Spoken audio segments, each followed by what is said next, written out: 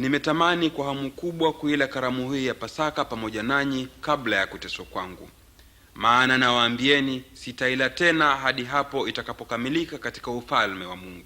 Panapo majaliwa ya Mwenyezi Mungu aliyeziumba mbingu na nchi, aliye mwingi wa rehema na fadhili, Aprili 5 ya mwaka 2026, Wakristo nchini Tanzania wataungana na Wakristo wengine kote ulimwenguni kusherehekea sikukuu muhimu iliyoambatana na funga, toba, tafakuri na kujisogeza karibu na uso wa Yesu Kristo, sikukuu ya Pasaka. Walio wengi husherekea Pasaka bila kujua asili yake na historia yake. Pasaka inatokana na matukio yaliyoelezwa katika Biblia Takatifu, hasa katika vitabu vya Injili ya Mathayo, Marko, Luka na Yohana, vitabu ambavyo kwa kiwango kikubwa vilielezea pandashuka ya mwanzo wa Injili ya Yesu Kristo duniani na shughuli zote alizozifanya ili kuukomboa ulimwengu. Vitabu hivyo vinaeleza mambo kadha wa kadha, ikiwa ni pamoja na kukamatwa na kushtakiwa kwa Yesu Kristo, kusulubiwa siku ya Ijumaa Kuu, kuzikwa, baada ya siku 3 kufufuka, ambapo tukio hilo lilitokea Jumapili ya Pasaka.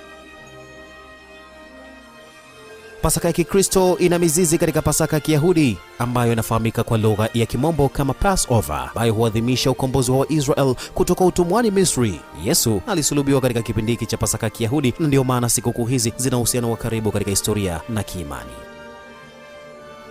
Wakristo mwanzoni walianza kusherehekea kufufuka kwa Yesu mapema sana baada ya tukio hilo mnamo karne ya kwanza. Baadaye tarehe ya Pasaka ilianza kupangwa rasmi na kanisa, hasa baada ya mtaguso wa Baraza la Nikaya mnamo mwaka 325 baada ya Kristo, ambapo iliamuliwa kwamba Pasaka iadhimishwe Jumapili ya kwanza baada ya mwezi mpevu. Hii ina maana kubwa sana, ikiashiria ishara ya ushindi wa uzima juu ya mauti. Inawakumbusha msamaha wa dhambi ni msingi wa imani yao, maana bila kufufuka imani ya Kikristo isingekuwa na nguvu ile ile. Kuna yale ambayo hufanyika kabla ya kuifikia sikukuu hii muhimu, ambayo ni pamoja na kufunga na maombi. Wakristo huingia katika kipindi cha Kwaresma, takriban siku 40 za toba na kujinyima, ambazo huambatana na kufunga, kuacha vyakula ama tabia fulani.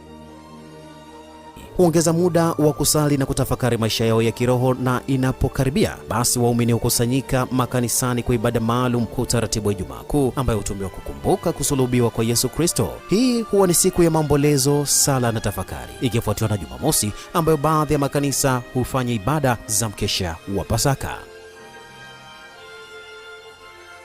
Jumapili ya Pasaka hii huwa ni siku ya furaha kubwa, huadhimisha kufufuka kwa Yesu kwa nyimbo, shangwe na ibada za shukrani katika nyumba mbalimbali za ibada. Katika Pasaka pia huwa ni muda maalum wa kutembelea ndugu na marafiki, kula pamoja chakula maalum kama vile pilau, nyama choma, wali na vyakula vya sikukuu. Kushirikishana furaha baada ya kipindi cha Kwaresma huwa ni wakati mahususi pia katika muda huu wa sikukuu ya Pasaka. Baadhi ya makanisa huandaa maigizo yanayoonyesha maisha ya Yesu, kusulubiwa na kufufuka kwake, na hii husaidia watu kuelewa zaidi maana ya Pasaka kwa njia ya vitendo. Watu wengi hutumia kipindi hiki pia kufanya matendo ya huruma kama vile kutembelea wagonjwa, kutoa misaada kwa wahitaji, kusameheana na kuimarisha mahusiano.